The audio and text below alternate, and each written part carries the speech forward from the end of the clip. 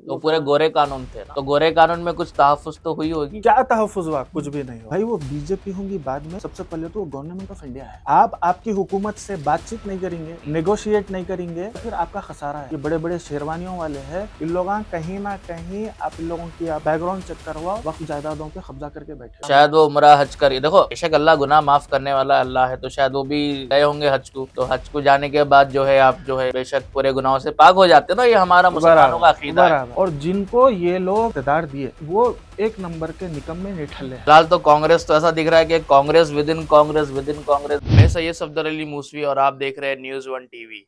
आज हमारे साथ स्टूडियो पे जो गेस्ट मौजूद है, ऑल इंडिया पसमानदा मुस्लिम महाज तेलंगाना के जो प्रेसिडेंट है जनाब अदनान कमर साहब, जो एडवोकेट भी है। अदनान साहब, बहुत बहुत खैर मकदम हमारे स्टूडियो में आपका। अस्सलामु अलैकुम वरहमतुल्लाहि वबरकातुहू। वालेकुम अस्सलाम। मैं आप सबका भाई एडवोकेट अदनान कमर, सदर ऑल इंडिया पसमानदा मुस्लिम महाज तेलंगाना। सबसे पहले तो मैं मुबारकबाद देना चाहूँगा न्यूज़ वन मीडिया का कि माशाल्लाह बिल्कुल ग्राउंड से रिलेटेड, ग्राउंड पे जो लोग काम करते, एक्टिविस्ट जो काम करते, उनसे रिलेटेड जो आप जो सीरीज़ बना रहे हैं, ख़ास तौर पे इसमें जो सफदर भाई की जो मेहनत है, तो इसका बहुत बड़ा असर इम्पैक्ट पड़ेगा। इसको मैं मुबारकबाद देना चाहूँगा और सफदर भाई को भी मुबारकबाद देना चाहूँगा कि माशाल्लाह आप ये प्लेटफॉर्म को लेके ख़ास तौर पे तेलंगाना और उसमें भी खुसूसन जो सबसे पिछड़ा इलाका है पुराना शहर ओल्ड सिटी, उसके अपलिफ्टमेंट के लिए, वहाँ के मसाइल के लिए जो आप आवाज़ उठा रहे हैं, वहाँ के एक्टिविस्ट को बुला के जो आप इंटरव्यूज़ कर रहे हैं, आवाम के सामने बात ला रहे हैं, बहुत ही बेहतरीन आप काम अंजाम दे रहे हैं और मैं अल्लाह से दुआ करता हूँ कि ये काम आप आगे भी अंजाम देते रहें इंशाअल्लाह। तो अदनान साहब, पहली बात तो जो है मुबारक के जो आप एडवोकेट भी बन गए और हाई कोर्ट में भी आपकी प्रैक्टिसिंग जो है आप कर रहे हैं। और साथ ही साथ में जो है आपका जो है आईपैक में भी एक सफ़र रहा है, इंडियन पॉलिटिकल एक्शन कमेटी में भी, और जेपीसी के भी मीटिंग में शायद आपको बुलावा आया था और आप गए थे, वहाँ पे आप जो है रिप्रेजेंटेशन भी दिए थे। तो कैसा है ओवरऑल एक्सपीरियंस ये?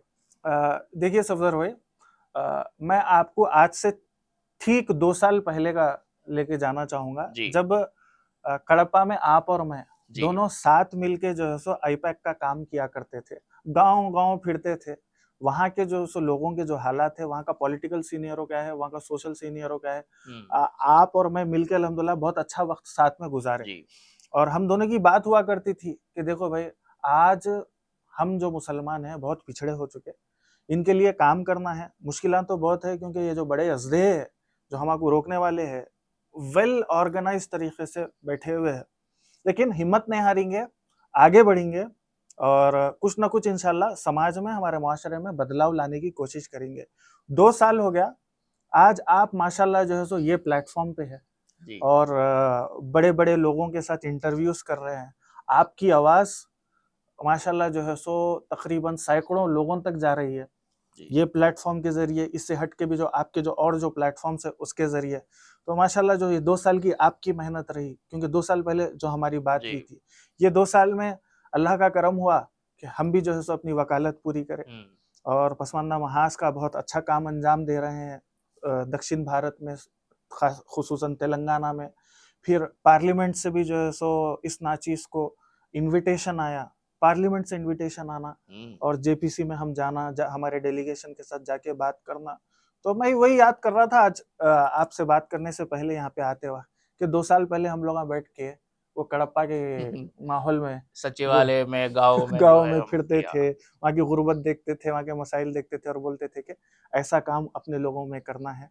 और जब इंसान के अंदर हौसला रहता, हिम्मत रहती, एक विज़न रहता, तो अल्लाह ताला उसकी बराबर मदद करता और उसका बेस्ट एग्ज़ाम्पल आप है, जो आज ये मुक़ाम पे बैठे हुए हैं, और उसका बेस्ट एग्ज़ाम्पल मैं और मेरी तंज़ीमें, मेरे साथियाँ हैं, जो आज माशाल्लाह से जो है गहरा इम्पैक्ट तेलंगाना की सियासत में और समाजी हालात में डाल रहे हैं। जी। अदनान साहब, पासमानदा को जब ये जो वर्ड जब आता है, पासमानदा ये शब्द जब आता है, तो काफ़ी लोगों में जो है सवालात है, डाउट्स है, ख़ास करके नौजवानों में भी। और क्योंकि मैं खुद जब ये चीज़ सुना पासमानदा और इसके बारे में जब मैंने जानने की कोशिश की, तो मुझे तो ये पता चला कि भई ये जो सोशली और इकोनॉमिकली या पॉलिटिकली जो बैकवर्ड लोग हैं, जो मुस्लिम समाज में, तो उनको भी एड्रेस किया जाता है। और आप किस तरीके से इसको समझते हैं? मतलब आपका क्या नैरेटिव है? अब देखिए पसमानदा का जो लफ्ज पसमानदा जब भी आ रहा है तो लोगों के दिमाग में यही बात आ रही है, और खुसूसन हमारे जो माइनॉरिटी लीडर्स है, मुसलमान रहनुमाया हैं, और कई अफसोस की बात करना पड़ता है कि उलमा भी इसमें शामिल है, कह रहे हैं कि ये बीजेपी का प्रोपेगेंडा है, आरएसएस का प्रोपेगेंडा है, ये मुसलमानों को तकसीम करने की कोशिश है। तो ये बहुत ही जो है सो मैं कहता हूं कि बहुत ही कम इल्म वाली बात है। रहा मसला पसमानदा का, तो एक्चुअली ये पसमानदा है क्या बोले तो ये हम जो मुसलमान है, कुल मुसलमानों की जो आबादी है, ये आबादी में तकरीबन 85 to 90% मुसलमान यहीं के मूल निवासी मुसलमान है जो कन्वर्ट हुए। ये पहले कुछ दूसरे हमारे आबा व अजदाद कोई दूसरे दीन पे थे, शायद हिंदू थे, कोई बुद्धिस्ट थे, कुछ और वो वक्त के जो मजाहिब हुआ करते थे उसमें से थे। SC ST OBC कम्युनिटी इसमें से आते थे। जब यहाँ पे इस्लाम आया, कुरान और हदीस के तालीमात आए, तो हमारे आबा व अजदाद ने इस्लाम कबूल किया। तो ये 85% मुसलमान आबादी है। अब ये कैसा जो है सो इसकी तारीख अगर आप देखेंगे तो 1885 में जी W हंटर नाम के एक बहुत बड़े हिस्टोरियन की किताब है द मुसलमान, तो वो अपनी किताब में लिख रहे हैं कि 85% of the Muslim community is backward. कब लिख रही है? 1885। और जब अंग्रेज थे, अंग्रेज से पहले किसकी हुकूमत थी? मुसलमानों की हुकूमत थी। आज सब लोग छाती पीट के बोलते हैं कि हम ये मुल्क में, भारत देश में 800 साल से ज्यादा हुकूमत करे। उनको मैं कहना चाहूंगा कि आप हुकूमत न करे, चंद डायनेस्टीज, चंद खानदान, कुछ लोग हुकूमत करे। अगर आप हुकूमत कर रहे होते तो W हंटर उसकी किताब में 1885 में ये नहीं कहता कि 85% of the Muslim population is backward. उसके बाद जब पाकिस्तान मुल्क की बुनियाद रखने की जो बातें मुस्लिम लीग और सर सैयद अहमद खान के जो अफकार गुजरे, उससे जो पार्टीशन, वो जो एक मूवमेंट चला, उसमें सबसे पहले उसके खिलाफ ठहरने में मोमिन कॉन्फ्रेंस रही। बिहार, उत्तर प्रदेश, नॉर्थ इंडिया में एक बहुत बड़ी तंजीम गुजरी। मौलाना आसिम बिहारी को ले लीजिए, और वो वक्त के बड़े बड़े लोग, ये लोग बोले कि आप मजहब की बुनियाद पे एक वहां पे मुल्क बनाएंगे तो सही नहीं रहेगा। आज के हालात के हिसाब से हम यहीं रहते, अगर मुल्क बनेगा पाकिस्तान तो बहुत बड़ा खसारा होने वाला है। और आज हम देख रहे हैं कि बहुत बड़ा खसारा मुसलमानों का हो गया।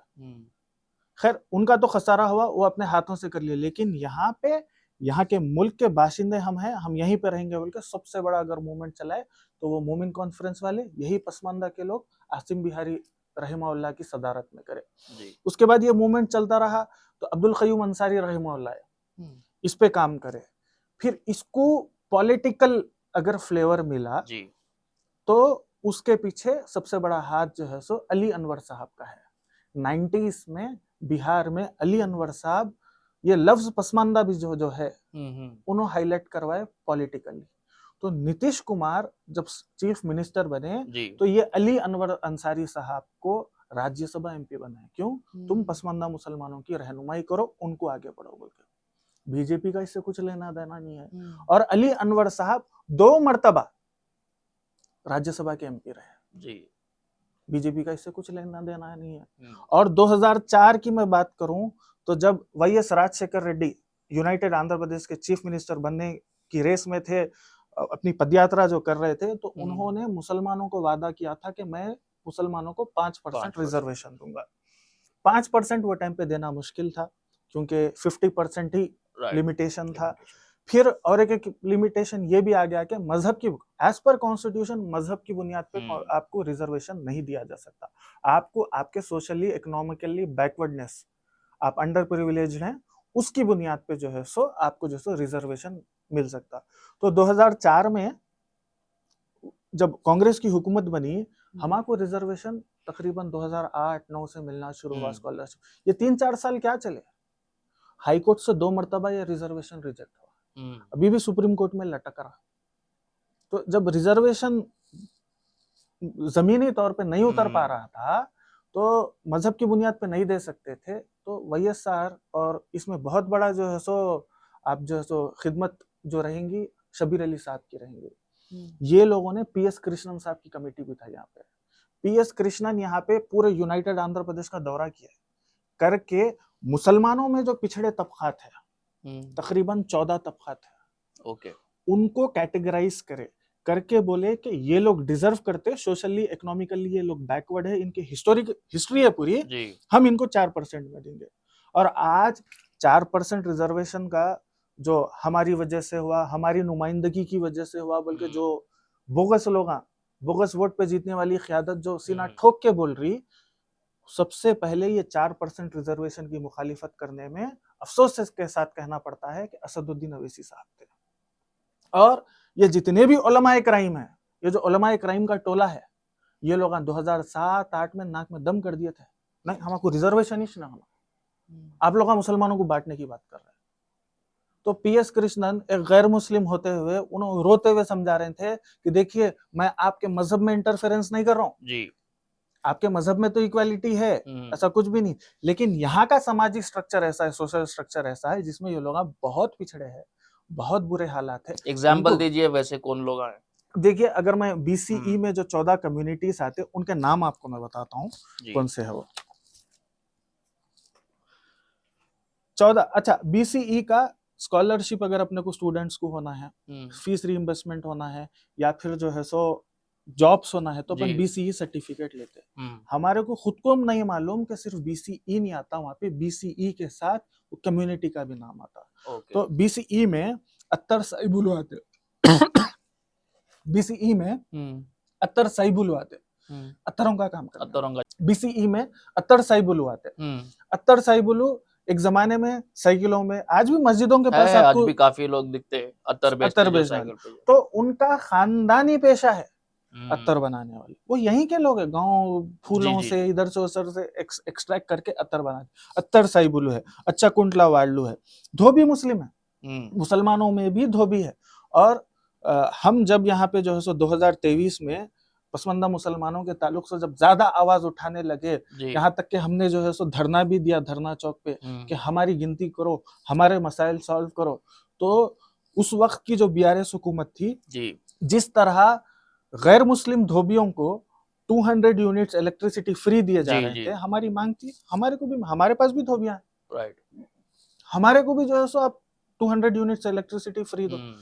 तो तेलंगाना का जियो, गवर्नमेंट का जियो पास हुआ, जिसमें कहा गया कि मुसलमानों में बीसीई में जो धोबिया है उनको भी 200 यूनिट्स इलेक्ट्रिसिटी फ्री दिया जाएगा, प्रोटेस्ट करने के बाद। और नीचे on the representation of honourable MP Hyderabad Asaduddin Owaisi साहब, असदुद्दीन अवैसी साहब को रिकमेंडेशन देना पड़ा कि भाई धोबियों के लिए कुछ करो, तो करे असद साहब जी। फिर हमारे को डिनाई करते, ये फिर आते फकीर। अच्छा, फकीरों में भी फिर आप देखेंगे कि अलग अलग कैटेगरीज है, घंटा फकीर एक है, बुडबुकी फकीर एक है, ये सब अलग अलग फकीर आते। इन लोगों के गांव है, आप जाके देखेंगे करीमनगर के आगे जो है सो एक फकीर पल्ली बोल के है, अच्छा पूरे फकीर रहते हैं वहां पे। तो पेशा दर पेशा माने ये लोग जनरेशन बाई जनरेशन जो है सो फकीरी में। आप नामपल्ली दरगाह के पास जाके देखो, पूरे फकीरा बैठे हुए रहते, वो शीखा चुबा लेते हुए, उरस के टाइम पे नाचने करने वाले। उनसे जब मेरी बात होती तो अल्लाह बोलते साहब हमारे बाबा भी ये करते थे, हम भी ये कर रहे हैं, हम नहीं चाह रहे हैं कि हमारी आने वाली औलाद, हमारे तालीम होना है, हमारे रोजगार होना है, ये है। फिर गारडी मुस्लिम है, गारडी साहिबालू। गारडी मुस्लिम कौन? हम छोटे हैं जब सांपों को नचाने वाले आते थे जी, अच्छा, टोकरों में से सांपों को निकाल के, सांपों को मुसलमान कई है यहाँ पे। आप वरंगल के पास जाएंगे तो एक पूरा गांव है, टांडा है गारडी मुस्लिमों का, पामुला वाल्लू बोलते उन लोगों का है। आप खम्मम के पास जाएंगे तो वहां पे एक पूरा बस्ती है। तो आज भी जो है सो आप देखते सोशल मीडिया पे आता है कि हैदराबाद में वो फला बस्ती में एक सांप पकड़े गया, तो एक दाढ़ी वाले कोई ना कोई आके पकड़ते, मैं मेरा पेशा ही चाहिए है, मैं सांपा पकड़ने वाला हूँ। तो सांपा पकड़ने वाले मुसलमान हैं। इन लोगों के बाप दादा जो है सो सांपों का खेल दिखाते थे टाइम पे, तो उनके पास हुनर है वो सांपों का। आज इन लोग क्या करते हैं, सांपों का खेल तो रहा नहीं, राइट, तो कहीं पे भी सांपा है, इनको इतला मिली तो जाते घरों में से जाके सांपा निकालते, करते, पकड़ते।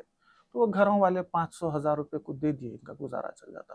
फिर इनका कोई जो है सो कुछ हेल्थ सोशली कुछ इन लोगों का कुछ प्रोटेक्शन नहीं है जी, उनका कोई सेफ गार्ड कुछ नहीं। मतलब मैं खुद जो है सो एक बेचारी जो है सो बेवा बच्ची से मिला, 23 साल की बच्ची, उसका शौहर 28-29 का, 3 बच्चे हैं।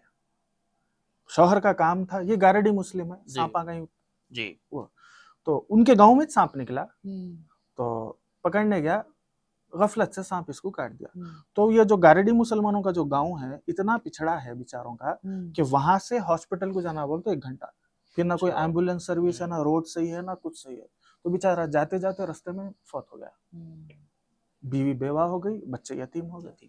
तो इन लोगों को कोई देखने वाला नहीं, इल्ला है भी बोल के हमारे को पास मालूम नहीं है। फिर गोसंगी मुस्लिम है, साई बुलू है, और गुड्डी इलुगवाडलू है, हज्जाम है, नाई है, रीचों को नचाने वाले जो आते हैं वो है, बोरे वाले है, कुरैशी है, खसाबा जो है ये भी BCE में आते। वैसे ही जो सो शेख है, सिद्दी याबा है, पत्थर फोड़ुलू, तुर्का काशा, पत्थरों का काम करने वाले, पत्थरा बिठाने वाले, ये पूरे। लेकिन मसला ये हो गया, ये मुसलमानों के साथ गैर मुसलमानों में भी ये तबका आती है, राइट, उनमें भी आते। लेकिन उन लोगों को विश्वकर्मा स्कीम है, उन लोगों को गवर्नमेंट की तरफ से बहुत से फैसिलिटीज मिलते हैं जी अच्छा। जिसकी वजह से उन लोग आगे बढ़ गए, लेकिन हम जाके वहां पीछे रह गए। आप देखते जी एक टाइम पे गवर्नमेंट अनाउंस करती, दंगरा रहते जी बकरे चरवाने वाले, उन लोगों को गवर्नमेंट जो है सो बकरों के बच्चे जो है सो फ्री में जो है सो BRS हुकूमत में भी जो है शिप डिस्ट्रीब्यूशन हुआ था, शिप बच्चे डिस्ट्रीब्यूशन, बांटे गए थे बकरे। मछुआरों को जो है सो मच्छियां देते। राइट, मुसलमानों में भी है, हमको नहीं मिलते, नहीं मिला, नहीं मिलते। यादवा है, उन राइट, लोगों को जो है सो बछड़े बैला हुकूमत की तरफ से आते, बहुत से फैसिलिटीज रहते।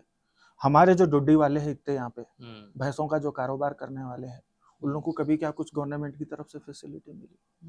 तो ये हमारा समाजी स्ट्रक्चर है। दीन की बुनियाद पे हम एक है, कलमे की बुनियाद पे हम एक है, लेकिन हमारे समाजी हालात के हिसाब से हमारे यहाँ पे अपलिफ्टमेंट होना है। सही है। अदनान साहब, वक्फ प्रॉपर्टीज की बात आती है और आपने जैसा बताया कि आप BJPC मीटिंग में थे और आपकी तंजीम भी वहां पे रिप्रेजेंट करी है, कुछ सजेशंस दिए, कुछ अपोज करा, और बेहतर किस तरीके से कर सकते हैं वो भी आपने बात करी। तो तेलंगाना के जो वक्फ जायदादों के बारे में बात करेंगे, ठीक है? तो पसमानदा के अलावा जो दूसरे माइनॉरिटीज जो मुस्लिम है, जो वो कैटेगरी में नहीं आते, क्या उनको फायदा हुआ? अभी देखिए, अभी जो वक्फ के ताल्लुक से जो हर जगह प्रोपेगेंडा माने हॉट टॉपिक है जी, वक्फ के ताल्लुक से, क्योंकि वक्फ अमेंडमेंट बिल 2024 आया, उसकी वजह से इसमें हमारे को पूरे तरीके से गुमराह किया जा रहा है। जितने भी आपके व्यूअर्स हैं, जितने भी हमारे आसपास लोग हैं, उनको गुमराह किया जा रहा, भटकाया जा रहा, बेवकूफ बनाया जा रहा। कि कौन कर रही है? हमारी खुद की तंजीमें कर रही है, हमारे खुद के नाम निहाद लीडर कर रहे हैं। सियासी और गैर सियासी जितनी हमारी तंजीमें हैं, चाहे वो पॉलिटिकली एक्टिव MPs रहो या नॉन पॉलिटिकली एक्टिव से उलमा तंजीमें, जैसे मुस्लिम पर्सनल लॉ बोर्ड है, जमीयत उलमा है, और जितने भी ये तंजीमें हैं, ये सब मिलके मुसलमानों को गुमराह कर रहे हैं और मुसलमानों को ये बोल रहे हैं कि तुम इसकी वजह से तुम्हारे मस्जिदें छीन ली जाएंगी, इसकी वजह से तुम्हारे खबरस्ताना खत्म हो जाएंगे, इसकी वजह से बहुत बुरा हाल हो जाएगा। तो आप ये देखेंगे, ये वक्फ बिल के खास तौर पे वक्फ प्रॉपर्टीज में आने से पहले गुमराह कैसा किया जा रहा है उसको मैं आपको बताता हूँ। कि इन लोगों का ये कहना है कि देखो, हम हमारे औकाफी जायदाद में हुकूमत की मदाखलत चाहते ही नहीं, अमेंडमेंट चाहते ही नहीं। 1995 में वक्फ एक्ट आया था कांग्रेस की हुकूमत में, जब आप साथ दिए। 2008 में अमेंडमेंट आया, जब आप साथ दिए। 1995 में भी आप साथ फिर 2013 में अमेंडमेंट आया, जब आप साथ दिए। अब अमेंडमेंट आया तो आप कहीं कुछ तो पूरे गोरे कानून थे ना, तो गोरे कानून में कुछ तहफ्फुज तो हुई होगी? क्या तहफ्फुज हुआ? कुछ भी नहीं हुआ। फिर ये लोगों का ये कहना है, जब मुझे जो है सो अल्लाह के फजलो करम से जब 25 तारीख को पार्लियामेंट से जो इनविटेशन आया, तो यहाँ पे तकरीबन जो दानिशमंद हजरात है उन लोगों से मेरी बातचीत हुई, बड़े बड़े जर्नलिस्ट से, लीडर से। तो सब मेरे को बुला के क्या बोल रहे हैं, भाई हमारे को बात करना ही नहीं है, हुकूमत से बात करना ही नहीं है, जाके खाली रिजेक्ट बोल के आ जाना है, समझना नहीं है क्या है क्या नहीं, 41 पॉइंट्स क्या है, 41 अमेंडमेंट्स क्या है, कोई उसके ताल्लुक से हमारे को बात करना ही है, नहीं है, रिजेक्ट करके आ जाना है। कहीं को बीजेपी है और मुसलमानों को बोलना है बीजेपी से बच कर रहो। भाई वो बीजेपी होंगी बाद में, सबसे पहले तो वो गवर्नमेंट ऑफ इंडिया है। राइट। आप आपकी हुकूमत से बातचीत नहीं करेंगे, नेगोशिएट नहीं करेंगे, तो राइट। फिर आपका खसारा है। पिछले 10 साल से 2014 से जब से मोदी हुकूमत आई जी। तब से मुसलमान तो जाके कोई बात नहीं करे, बात करे सेंट्रल गवर्नमेंट से। हम्म, अभी कोई सोचा भी तो अरे नहीं नहीं वो बीजेपी की हुकूमत है, नहीं करना, बात तुलना नहीं करते, वो करते बोल के बिल्कुल साइडलाइन कर दिया जाता जी। मुसलमानों को। तो ये तंजीमा अपने जाती मफादात के लिए, ये जितने तंजीमा हैं, ये जितने बड़े बड़े दाढ़ियों वाले हैं, ये बड़े बड़े शेरवानियों वाले हैं, इन लोग कहीं ना कहीं आप इन लोगों की आप बैकग्राउंड चेक करवाओ, वक्फ जायदादों पे कब्जा करके बैठे हुए हैं लोग। अदनान साहब, वक्फ की जब बात आती है तो कहीं ना कहीं मैं ऐसा भी मैं समझता हूँ कि जानबूझकर लोगों के जहनों में ये बात डाली गई एक मंसूबा तहत कि वक्फ बोले तो सिर्फ मसाजिद, दरगाह, कब्रस्तान, उसके अलावा जो वक्फ के जो यूटिलाइजेशन है या जमीन को जिस तरीके से यूटिलाइज करना है एक सोर्स ऑफ इनकम के लिए, या फिर जो बैकवर्डनेस को खत्म करने, अपलिफ्ट करने, या कमर्शियल कॉम्प्लेक्स बनाइए, स्कूल, यूनिवर्सिटी, हॉस्पिटल, जिससे बैकवर्ड ही जो फाइनेंशियली बैकवर्ड है उनका फायदा हो, तो ये दिमाग में नहीं आता लोगों के। वक्फ आते डायरेक्ट उनके मस्जिद, दरगाह, कब्रिस्तान। क्योंकि इस जी। पे अब आप देखेंगे वक्फ बोले तो अल्लाह की जमीन, अब अल्लाह की जमीनों के ठेकेदार कौन? ये मुतव्वे। जी। ऐसा बोल के ये पूरे डिपार्टमेंट को इन लोगों ने कब्जा कर लिया। ना तो ये सिर्फ अमीर वक्फ लोग आ रहे थे, अमीर उलेमा जो एसयूवीज मेंटेन करते, जो बड़े बड़े गाड़ियों इन में लोगों में आते कोई ना भी अमीर। गरीब नहीं है, हाँ। इन लोगों में कोई गरीब नहीं है, बल्कि इन लोगों के प्रॉपर्टीज आप सही तरीके से वेरिफिकेशन करो, लंदन में, स्विट्जरलैंड में इन लोगों के प्रॉपर्टीज मिलते हैं आपको। अच्छा। ये लोग आके बोलेंगे देखो नबी सल्लल्लाहु अलैहि वसल्लम बहुत गरीब जिंदगी गुजारे, गरीब को बगैर हिसाब किताब के जो है सो जन्नत मिलने वाली है, अमीर को वो करना है, गरीब रहो ये वो बल्कि मस्त एसी की कार में आएंगे, एक एसयूवी में आएंगे, बैठ के फार्म हाउस होते, फार्म हाउस आलीशान रहते घर हैं, होते। गुमराह करके चले जाते भाई ना, गुमराह करके कौम को पूरा पीछे कर दिए और बोले कि ये डिपार्टमेंट हमारा है, यहाँ पे हमारी दादागिरी चल, इन लोगों की दादागिरी चलती लिटरली। और दूसरे उलेमा भी है जो बहुत गरीब है, जो 10,000 के लिए मोहताज अब है। देखो आप जी। ये जो बेचारे जो हमारे जो पसमानदा रहते हैं जी। मदरसों में जाके पढ़ के करके हिफ्स पूरा करते, उन लोगों को 7,000 10,000 में नीचे का नीचे रख देते, लेकिन वो ट्रस्ट जो रहता उसका जो सदर रहता बड़ा अशराफ रहता, उन्हें आलीशान जिंदगी गुजारता, इसको पसंद देता, नीचे का नीचे रख देता। तो हर जगह डोमिनेशन करके ऐसा कर दिए लोग, हर जगह नुकसान करे हमारा ये लोग, और फिर मुसलमानों को ये बोलते कि बीजेपी। अब आप बोलो मैंने ये बात रखी जी। पूरे इंडिया में सबसे ज्यादा वक्फ प्रॉपर्टीज उत्तर प्रदेश में है, और सबसे ज्यादा इंक्रोचमेंट तेलंगाना में हुआ, फिर तेलंगाना में भी सबसे ज्यादा इंक्रोचमेंट हैदराबाद में। हैदराबाद ये सरजमीन है, हैदराबाद जो है ये जो शहर बसाया गया कुली कुतुब शाह के दौर में, तब से यहाँ पे मुसलमानों की आवभगत रही। जी। उसके बाद कुतुब शाही डायनेस्टी खत्म हुई, आसिफ जाही चली। जी। आसिफ जाही में भी मुसलमान हुक्मरान रहे यहाँ पे। उसके बाद पिछले 45 साल से यहाँ पे मुस्लिम लीडरशिप है। फिर ऐसा क्या हुआ कि 82% of the Waqf properties in Hyderabad have been encroached. जी। एक वक्फ का जो फर्स्ट सर्वे था हैदराबाद के ताल्लुक से भी कि 2070 वक्फ इंस्टीट्यूशन से 1700 एकड़ के करीब वक्फ लैंड है, जिसमें से 1470 कुछ एंक्रोच हो गए सिर्फ हैदराबाद में ही। अब उसमें जो है काफी दरगाह, मसाजिद, कब्रिस्तान, आशुर खाने सब आ रहे। तो क्या वजूहत होगी अदनान साहब के, मतलब कोई क्वेश्चन करा कि देखिए एक एग्जांपल देता हूँ, एक अपार्टमेंट में कोई सिक्योरिटी है, उसके होते हुए अगर कोई पर्टिकुलर सोसाइटी में अपार्टमेंट में बैक टू बैक चोरी हो रही है, तो वो मैनेजमेंट हटा देता है वहां के चौकीदार को। तो यहाँ पे जो वक्फ के पहरेदार है उनके होते हुए इतने सब चीजें होती रही। अब ये देखिए वक्फ पे पहरेदारों की बात करेंगे तो वक्फ बोर्ड की बात करेंगे अपन। वक्फ बोर्ड की आपको मैं ताजुब की बात करूंगा, अमेंडमेंट लाया, बीजेपी वाले बोल रहे हैं हम अमेंडमेंट ला रहे हैं, वक्फ के ताल्लुक से ला रहे हैं, आपकी भलाई के लिए ला रहे हैं केवल। लेकिन मैं बोला इसमें मैं और सजेशंस ऐड करना चाहूंगा, आपके अमेंडमेंट्स काफी नहीं है। इसमें सबसे पहला जो एक खास हमारा जो सजेशन रहा वो ये रहा कि एफिशिएंट मैनेजमेंट और and maintenance of Waqf records. देखिए 2008 में जो है सो एक जेपीसी रिपोर्ट सबमिट की गई थी राज्यसभा में, जिसमें कहा गया था कि वक्फ रिकॉर्ड्स को सही तरीके से मेंटेन करने के लिए एक प्रॉपर सिस्टम बनाया जाए। तो हमने कहा कि एक इंटीग्रेटेड वक्फ रिकॉर्ड इंफॉर्मेशन मैनेजमेंट बनाया जाए। और मैं बोला कि देखिए तेलंगाना में जो इंक्रोचमेंट्स हुए 2017 में वक्फ बोर्ड का जो रिकॉर्ड रूम है उसको सील कर दिया गया, लॉक कर दिया गया। और उस वक्त की हुकूमत ने यह बताया कि यहाँ के जो एम्प्लॉइज और वक्फ बोर्ड के मेंबर्स है मैनिपुलेशन कर रहे हैं, फ्रॉड कर रहे हैं, रिकॉर्ड्स चोरी हो रहे हैं, इसलिए हम वक्फ बोर्ड के रिकॉर्ड रूम को ताला डाल रहे हैं। 2017 में जो ताला पड़ा तो आज तक भी ताला है। और इत्तेफाक की बात यह है कि वक्फ ट्रिब्यूनल में और हायर कोर्ट्स में वक्फ बोर्ड के 4000 केसेस चल रहे हैं, लेकिन हम सही तरीके से केस नहीं लड़ पा रहे। क्यों? हमारा रिकॉर्ड रूम सील्ड है। और सील करने का बहाना क्या बताया गया कि यहाँ पे चोरियां हो रही हैं। 7 साल में क्या किसी भी हुकूमत ने, बीआरएस की हुकूमत रही, अब कांग्रेस की हुकूमत है, क्या एक कमीशन बिठा के बोले कौन है ये जो चोरियां कर रहा, कौन सा एम्प्लॉय मिला हुआ है, कौन सा वक्फ बोर्ड का मेंबर मिला हुआ है? ये अल्लाह की जमीना है ना जी।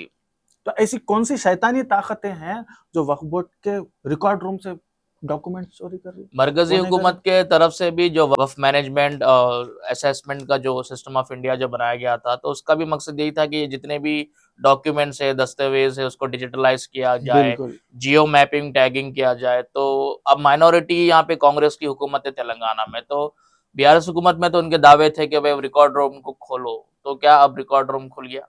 नहीं खुला, अभी तक नहीं खुला।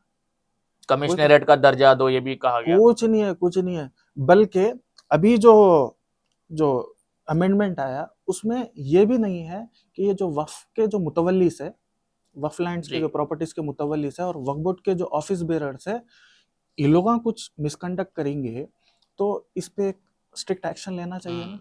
वैसा कुछ भी नहीं है। आपको मैं एक एग्जांपल बताता हूँ।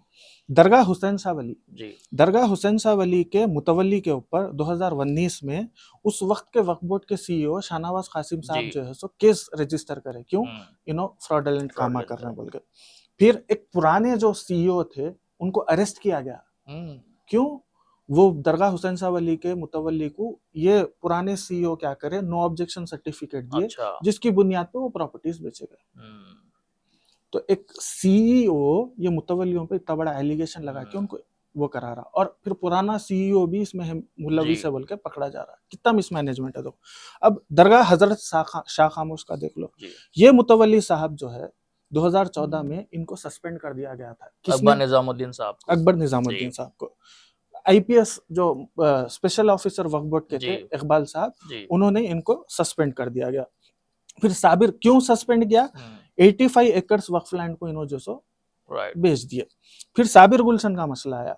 यही मुतवल्ली साहब क्या करे, एक रिट पिटीशन डाल के वक्फ बोर्ड से नो ऑब्जेक्शन सर्टिफिकेट लिया, लेके बोले कि ये फला जगह पे मैं एक इंजीनियरिंग कॉलेज खोलता हूं। आज तक वो कॉलेज नहीं बना साहब, एक प्राइवेट फार्म हाउस उनका बना हुआ है वहां पे जी। फिर यही साहब के ऊपर सीसीएस में भी केस रजिस्टर हुआ। अच्छा, कि इन्हों जो है सो 867 एकर्स ऑफ वक्फ लैंड जो है सो बेचे बोल के। फिर यही साहब के ऊपर और एक भी जो एलिगेशन है कि 400 acres of Waqf land in Makhta Sultanpur and 70 acres in Makhta Hasan, ये जो है पार्ट एंड पार्सल जो करके सब बेच डाले बोल के। तो वक्फ बोर्ड के ऑफिस बेरर्स के ऊपर भी एलिगेशंस है, मुतवल्लियों पे भी एलिगेशंस है। कांग्रेस कुछ भी नहीं करी, बीआरएस कुछ भी नहीं करी। अब जो बीजेपी का जो अमेंडमेंट है उसमें भी कुछ भी नहीं है। अदनान साहब, ये जो गोरा कानून था, वक्फ एक्ट 1995 की बात करें तो उसका सेक्शन 70 तो ये बता रहा है कि इस तरीके के जमीन पे अगर कोई एंक्रोचमेंट हो रहा है तो आप वक्फ बोर्ड में एक एफिडेविट दाखिल कर सकते हैं। सेक्शन 40 के हिसाब से आप एफआईआर भी कर सकते हैं। वो बाद में प्रूफ होगा कि वो वक्फ है नहीं है, लेकिन आप वक्फ को इतनी पावर दी गई थी।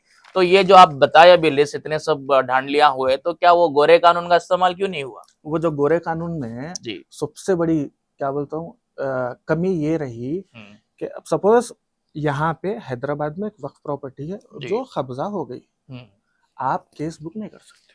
मेरे को मालूम है, आपको मालूम है भाई, एक जीएचएमसी का पार्क है जी, उस पे किसी ने कब्जा किया, आप एज ए सिटीजन जाके जो है सो कंप्लेन कर सकते कि वो फला जगह है। कोई एक जो है सो इलीगल तरीके से अपना कंस्ट्रक्शन कर रहा, आपको हक बनता, आप जाके टाउन प्लानिंग में जाके कमीशन जाके जो है आप कंप्लेन कर सकते। वक्फ की जायदाद पे कब्जा हो गया, लेकिन आपको हक ही नहीं बनता कि आप जाके जो है सो वहाँ पे कंप्लेन कर सकते। आप जाना वक्फ बोर्ड को, वक्फ बोर्ड कहते हम्म, कंप्लेन करता कहते वक्फ बोर्ड कुछ इख्तियार है, वक्फ बोर्ड इंस्पेक्टर्स भेजता है, उसके इन्वेस्टिगेट करता है, राइट। तो ऐसा नहीं चलता। वक्फ अब जब वक्फ बोर्ड के मुतवलियां हम्म, बोर्ड मेंबर्स वो खुद ऑफिस ही अगर बेरर्स मिले हुए जी तो हाँ, अल्लाह कहाँ क्या से केस होगा, बुक करेंगे। राइट। तो ओमिशन ऑफ हमने जो बोला कि इसमें देखिए omission of section 52A subsection 3 यही जी। है कि कोर्ट के पास भी अगर आप जाके बोलेंगे साहब वो वक्फ जमीन है, उन्हें जो है सो कब्जा कर रहा बोल, तो कोर्ट को भी इख्तियार नहीं दिया कि वो कंप्लेंट बुक लेना ही लो, वो वक्फ बोर्ड के थ्रू जाना। और दूसरी चीज, आज डिसेंट्रलाइज्ड हो रहा पूरा जी। जमाना, हर जगह जो है सो आप अमेजोन से, फ्लिपकार्ट से, या एक छोटे इंस्टाग्राम के कोई पेज से आप कोई शॉपिंग कर जी। रहे हैं तो वहां पे भी फीडबैक रिव्यूज रहते, एक ग्रीवियंस सिस्टम रहता। आपको कुछ भी ऑब्जेक्शन है आप हमारे को बोलो। जी। कैबा चलाने वाले पीछे नंबर लिखते हम्म, कुछ रैश ड्राइविंग है तो हमको कॉल करो, वो बताओ करो बोल बोल के। ये जो वक्फ बोर्ड के जमीना है, वक्फ बोर्ड जो पूरे मुल्क का तीसरा सबसे बड़ा जी। जमींदार है, इसमें ग्रीवियंसेस की कोई कमेटी नहीं है। एक अलग से सेक्शन होना चाहिए, जी। वक्फ जायदादा कोई कब्जे कर रहा जी। या फिर गैर गलत तरीके से एक प्राइवेट प्रॉपर्टी को वक्फ बताया जा रहा, तो उसके भी विक्टिम्स रहते हैं। जी। उल्ला भी आके ग्रीवियंस अपनी सबमिट करना, या फिर कहीं पे कब्जा हो रहा, कहीं पे किरायों के मांडोलियां हो रही, कहीं पे काम सही नहीं हो रहा, ग्रीवियंस सेक्शन एक कमेटी रहना चाहिए ना। रहना चाहिए। वो हमारे ये जो गोरा कानून आप जो बोल रहे, वो गोरे कानून में ये था ही नहीं। तो फिर ये कहाँ से गोरा कानून, तहफ्फुज कहाँ से होगा जब आप कंप्लेन नहीं कर सक रहे, जब आप उसके ग्रीवियंस नहीं कर सक रहे, तो उसका तहफ्फुज कहाँ से होगा। वक्फ बोर्ड की बॉडी में करप्शन हो रहा है तो अब वक्फ बोर्ड की बॉडी का जो मेंबर्स है उसका एक एलिजिबिलिटी क्राइटेरिया होना चाहिए या नहीं। जी हाँ। अल्लाह की जमीनों को बचाने के लिए जो बोर्ड बनाया गया, उसके जो मेंबर्स बनते उसका कुछ एलिजिबिलिटी क्राइटेरिया होना चाहिए, क्वालिफिकेशंस होना चाहिए। ये जो साहब है अकबरुद्दीन निजामी साहब, जिनको डिस्क्वालीफाई किया, इनके ऊपर इतने बुरे बुरे एलिगेशंस लगे, इनको मुतवल्ली कोटा में फिर जो है सो फिर से कैसा, मतलब उनको सस्पेंड करके एपी वक्फ बोर्ड में हटाया गया, उसके बाद अब फिर से रीइंस्टेट उनको तेलंगाना वक्फ बोर्ड तो में उनके किया पीछे गया। देखो, आप बोलो कि अल्लाह की जमीनों को लेके इतना खिलवाड़ चल रहा, तो उनके पीछे ऐसी कौन सी बड़ी शैतानी ताकत होंगी जो इतना सपोर्ट कर रही, जो इतना शायद वो उम्रा हज कर, देखो बेशक अल्लाह गुनाह माफ करने वाला अल्लाह है, तो शायद वो भी गए होंगे हज को, तो हज को जाने के बाद जो है आप जो है बेशक पूरे गुनाहों से पाक हो जाते ना, ये हमारा मुसलमानों का अकीदा है। तो वो एक नहीं 10 करे होंगे, तो शायद अब इस वास्ते तेलंगाना वक्फ बोर्ड में फिर से आ गए। और एक बात आपको बोल रहा हूँ मैं, ये औकाफी जायदादों को लेके अब जो मसाइल चल रहे हैं जी, अब जो प्रोपेगेंडा हर जगह जो हॉट इशू बना हुआ है, ऐसा बचाना है, ऐसा करना है, हमारे लोग खुद चीज़ें दबा लिए, खा लिए, वो कर लिए। मुसलमानों को आज ये जो मुसलमान जो कांग्रेस हुकूमत को लाए जी, इतना कुछ तो भी करते होंगे, वफ़ के ताल्लुक से कुछ करते होंगे, हमारे ताल्लुक से कुछ करते होंगे, ऑलरेडी जो एग्जिस्टिंग जो मुस्लिम लीडरशिप रही वो फेल हो गई, कुछ लाके करते होंगे। अफसोस के साथ कहना पड़ता है कि फिलवक्त की जो कांग्रेस हुकूमत है, उनके ख्वाबो ख्याल में भी नहीं है कि इसको कैसा सही सॉल्व किया जाए, और जिनको ये लोग इख्तिदार दिए जी, वो एक नंबर के निकम्मे निठल्ले हैं। फिलहाल तो कांग्रेस तो ऐसा दिख रहा है कि कांग्रेस विद इन कांग्रेस एक पैरेलल जो लीडर हैं जो सही मेहनत करे, माइनॉरिटी लीडर्स, उनको तो कुछ नहीं दिया गया, बल्कि बेकारियों को जैसे वो कर दिया गया। और इसमें एक एमएलसी का बहुत बड़ा मुकाम रहता है जी। हमारे तेलंगाना लेजिस्लेटिव असेंबली में 4 मुसलमान एमएलसी है।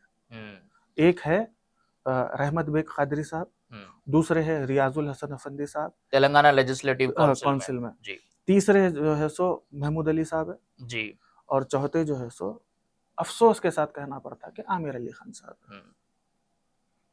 क्यों अफसोस के साथ?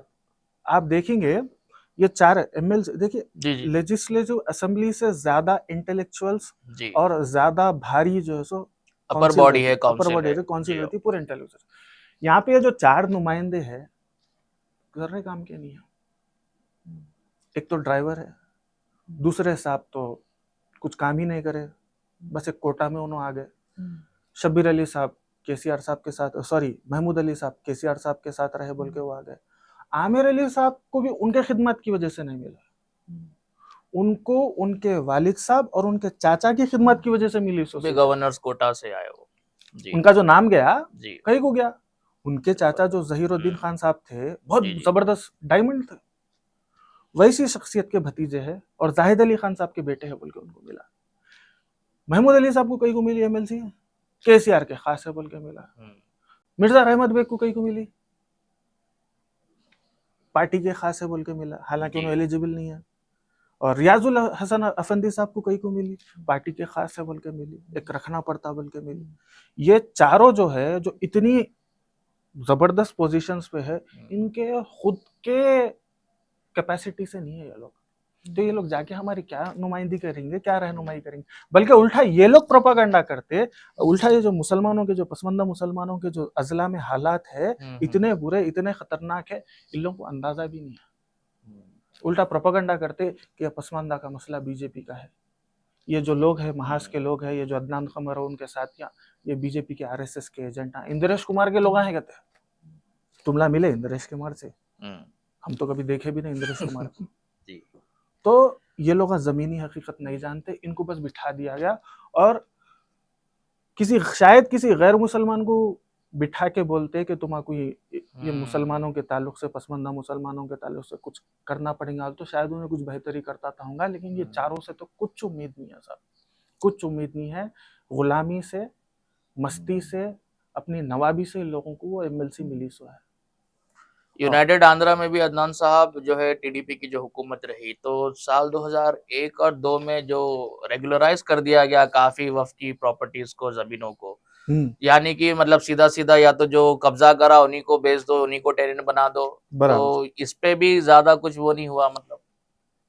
क्योंकि वक्फ बोर्ड हमेशा से क्या रहा मसला, अब टीडीपी के दौर से देखेंगे, जब से हाईटेक सिटी की बुनियाद रखी गई, वो कर गई, तो ये इजीली इसको जो है सो खा ले सकती है प्रॉपर्टीज को।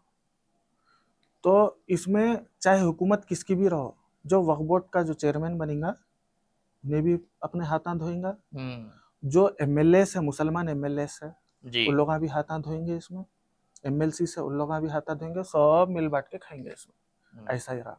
फिर भी हमारे को फिर भी जो है सो थोड़ी बहुत उम्मीद है। अब फिलवक्त जो चेयरमैन है अजमतुल्ला हुसैनी साहब जी, तो मेरे गुड बुक्स में है जी, माशाल्लाह बहुत अच्छे आदमी हैं। पर्सनल मुलाकात तब तक नहीं हुई मेरी उनसे, अच्छा, लेकिन माशाल्लाह उनके खिदमत देखा, उनकी जुस्तजू देखा। मैं उम्मीद कर रहा हूँ कि इंशाल्लाह जो सो, और ये वक्फ का मसला, कांग्रेस का मसला, बीजेपी का मसला बोल के लेके नहीं चलना है, ये मुसलमानों का मसला है। खास तौर पे उन मुसलमानों के लिए औकाफी जायदादें हैं ये जो पिछड़े हैं, पसमानदा है, गरीब है, उनके लिए है। कांग्रेस बीजेपी के आपके अपने, बीजेपी बोलती कांग्रेस के नैरेटिव से कांग्रेस मुसलमानों का नुकसान पहुंचाई, कांग्रेस बोलती वो बीजेपी का नैरेटिव है, बीजेपी जो सो मुसलमानों की दुश्मन है। एक्चुअली तुमला दुश्मन है। और हमारे जो मुस्लिम कायदीन है, तुम लोगों की पॉलिटिकल राइवलरी होंगी, हमारी ना किसी से दुश्मनी है, ना किसी से दोस्ती है। हमारी फलाह बहबूदी के लिए जो बात करना है, हम बराबर, चाहे वो सेंट्रल गवर्नमेंट हो, चाहे वो स्टेट गवर्नमेंट हो, हम बात करके रहेंगे। अदनान साहब, एक और आखिरी सवाल ये है कि सेंट्रल वक्फ काउंसिल जो मरकजी हुकूमत की है, तो उनके तरफ से भी काफी इनिशिएटिव्स जो है लिए गए वक्फ की प्रॉपर्टीज को लेकर। कुछ बॉडीज बनाई गई थी, नवाडो बोलकर, नेशनल वक्फ डेवलपमेंट कॉर्पोरेशन लिमिटेड, और वक्फ संपत्ति विकास योजना के जितने भी वक्फ प्रॉपर्टीज है कोई भी स्टेट में, उसको जो है डेवलप किया जाए, उस पर कुछ तरक्की याफ्ता काम किया जाए। जिसके घर नहीं है 2 BHK बना के कॉम्प्लेक्स दे दो, सुपर मल्टीप्लेक्स जो है कॉम्प्लेक्स, कमर्शियल कॉम्प्लेक्स बनाए गए, हॉस्पिटल बनाए गए। तो क्या CWC के तरफ से प्रोजेक्ट या नवाडो के तरफ से कोई प्रोजेक्ट तेलंगाना में हुए? देखिए, CWC जो है, एक्चुअली जब आप देखेंगे वक्फ के जितने भी फंड्स आते हैं, जितना भी जो इसका रहता, उसमें से एक छोटा सा हिस्सा सेंट्रल काउंसिल को जाता, हर स्टेट के वक्फ बोर्ड से जाता। मेन अथॉरिटी, मेन पावर यहाँ के जो स्टेट के वक्फ बोर्ड, उनके ही हाथ में है जी। और सेकंड पावर जो है वो जो हमारा जो वक्फ का जो लॉस है जी, वो है। तो हमारा यहाँ पे जो मौजूदा जो ये ऑफिस बेरर्स है, बोर्ड मेंबर्स है, उन लोगों का बदमाश है, और हमारे जो खवानीन है वो कमजोर है। तो आप सेंट्रल वक्फ काउंसिल गया, आप यूएन की काउंसिल भी अगर ला लेंगे तो कुछ होने वाला नहीं है जब तक हमारे खवानीन सही नहीं होंगे। दूसरा, हमारे ये लोकल यहाँ के जो ग्राउंड लेवल पे जो ऑफिसर्स है वो सही नहीं होंगे। शुक्रिया अदनान कमर साहब, बहुत हमारे साथ जुड़ने के लिए स्टूडियो पे, और उम्मीद है अगली बार भी कोई अलग मौजू पे जो है हम बात करेंगे। बिल्कुल, इंशाल्लाह। मैं आपको फिर से शुक्रिया अदा करना चाहूँगा कि हमको आप मौका दिए हमारी बात रखने का, और मैं दुआ भी करूंगा कि आप ये जो काम कर रहे हैं अल्लाह ताला इसमें आपको और तरक्की दे, और असल जो मसाइल है समाजी, जी। माशी और तालीम को लेके जो हम जो पिछड़े हो गए हैं, हमारे हालात बड़े अफसोस के साथ कहना पड़ता है कि शेड्यूल कास्ट शेड्यूल ट्राइब से बदतर है। जी। और ख़ास तौर पे हमारी महिलाओं के, हमारी जो ख़वातीन हैं, उनकी हालत तो और ज़्यादा ख़राब है। तो इसको लेके हम ऑल इंडिया पसमानदा मुस्लिम महाज़ तेलंगाना एड़ी चोटी का ज़ोर लगा रहे, पूरे अज़ला में जो हम काम कर रहे हैं, हैदराबाद में हम काम कर रहे हैं। तो हम चाह रहे हैं कि आप भी हमारे साथ जुड़े रहिए। आपसे भी आपके न्यूज़ चैनल के थ्रू भी जो खिदमत हो सकते हैं, बिल्कुल हम आपसे लेंगे। हम गुज़ारिश नहीं कर रहे हैं, बल्कि हम डिमांड कर रहे हैं आपसे जी। कि आप हमारे साथ रहना है। ये हमारा ज़ाती मसला नहीं है, ये जो है सो पूरे पसमानदा मुसलमानों का मसला है, और उम्मीद भी करते हैं कि आप हमारे साथ इंशाल्लाह साथ देंगे इंशाल्लाह। शुक्रिया। अच्छा।